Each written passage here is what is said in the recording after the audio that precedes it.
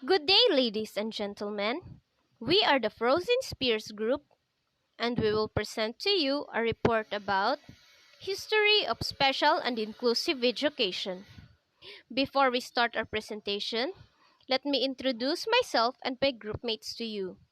I am Arlene L. Pasqua, and we have here my handsome and pretty groupmates, Miss Ladinila Sarip, Mr. John Paul Amandoron, Mr. Mark Tarukan, and Mr. Mark Vincent Rinojo.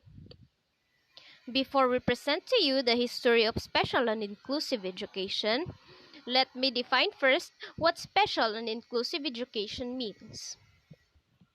So, what is special education?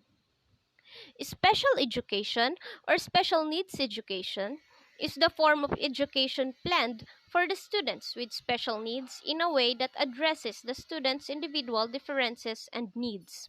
Meaning, it is the education of children who differ socially, mentally, or physically from the average to such an extent that they require modifications of usual school practices. Next is what is inclusive education? Inclusive education means all children in the same classrooms, in the same schools. It means real learning opportunities for groups who have traditionally been excluded, not only children with disabilities, but speakers of minority languages too. Meaning, it is the education of children that includes everyone, non-disabled person and disabled persons. The aim of an inclusive education is to ensure that all students are treated fairly and get equal opportunities. And now, let us tackle about historical milestone of special education in the Philippines.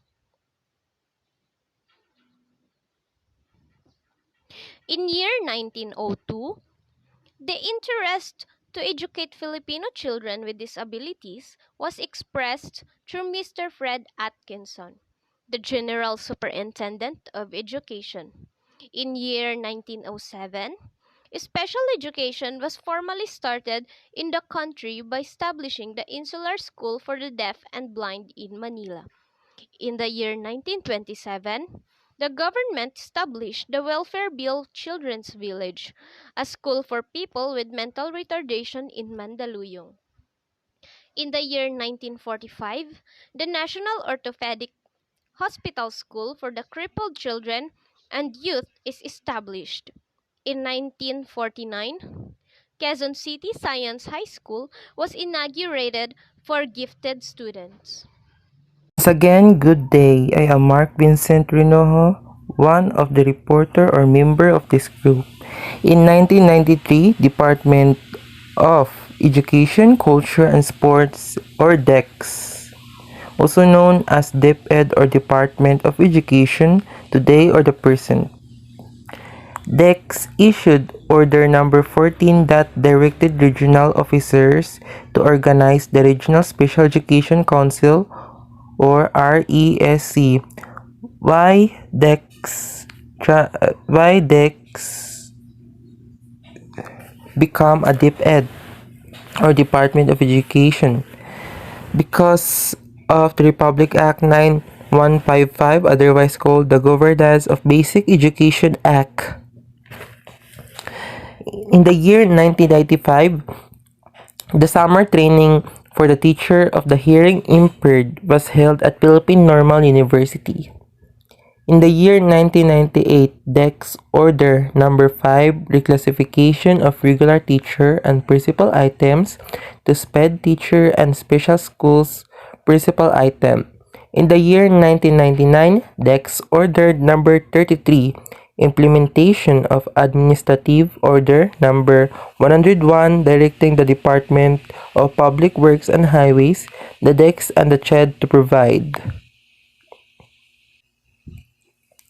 In the year 2000, DEX Order Number 11-2000 recognized Special Education or SPED Philippines. In the year 2002, an ongoing mobile teacher training program by the Department of Education and the University of the Philippines trains to regular special education teachers on how to educate children with special needs. In the year 2007, Special Education Act of 2007 identifies 10 groups of children with special needs. In 2009, DepEd under its wing had 270 SPED centers that cater to the needs of children with special abilities. The department issued Braille textbooks to help especially and visually.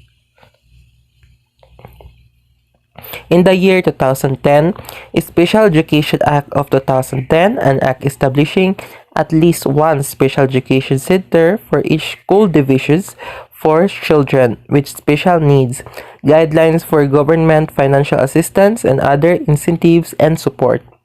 In the year 2012, DepEd has increased the funding for its special education program and is set to open new centers. In the year 2013 or 2013, Department of Education or DepEd organized a national conference for special education program teachers or SPED teachers to sharpen their skills. Good morning, everyone. I am one of the member of Frozen Spears. So today we will be talking about brief history of SPED in the Philippines. SPED in the Philippines started in 1908, where the School of Dep in Harrison, Pasay City was established and marked the official government recognition of obligations towards the education of the handicapped children. Republic Act Number 3562, June 1863, an act of promote the education of the blind in the Philippines, which established teacher training course and Philippine National School for the Blind. Republic Act Number 7277, an act providing for the rehabilitation, self-development, and self-reliance of disabled persons and their integration into the mainstream of society and for other purposes. Republic Act Number 5250, an act establishing a 10-year training program for teachers of special and exceptional children in the Philippines and authorizing the appropriation of funds and euro. Good day everyone, I'm Jan Puli Amandoron. We tackled about exclusive education. Exclusive education is defined as learning environment that promotes the full personal, academic, professional development of all learners, irrespective of race, class, color, gender, disability, sexual preference, learning style, and language. History of inclusive education. Inclusive education appeared initially in the research literature in the late 1980s, framed as alternative to special educations. Inclusive education expanded the responsibility of schools system to increase access, participation, and opportunities to learn for marginalized population of students. Rationally, all children have the right to education and learn together. Children should not to be devalued or discriminated by being excluded. There are no legitimate reasons for segregations. Adults with disability describing themselves as survivors are demanding an end to segregation. Segregation teaches children to be fearful, ignorant, and breeds prejudice. Only inclusion has the potential to reduce fear and build friendship, respect, and understanding. There is no teaching or care in segregated school that cannot take place in an ordinary school. Given commitment and support, inclusive education demonstrate efficient use of resources. The Philippines adopts the Salamanca Statement. The fundamental principle of inclusive school is that all children should learn together wherever possible, regardless of any difficulties or differences they may have. Handbook on Inclusive Education 1999. In 1990, the World Declaration of Education for All (EFA) began a global effort to ensure the right of education to all individuals and led to 92 nations gathering in Salamanca, Spain in 1994 to affirm the rights of students with special need and promote inclusion with the Salamanca Statement. Founder of Inclusive Education, Ovid de Crowley.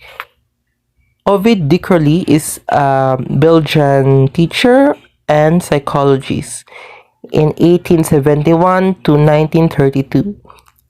The school will be located wherever in the nature, wherever the life is, wherever the work is, he said on this quote. In 1901, De Crowley founded a school for children with mild disabilities, behavioral disorders. These disorders involves a pattern of disruptive behaviors in children and cause problems in school, at home, even in social situations. Learning disabilities, disorder that affect the ability to understand, use knowledge and skills. Light mental retardation, or also known as intellectual disability. It is the condition that brain doesn't develop properly or does not function in a normal range. And he gradually invented his pedagogy. That's all, and thank you.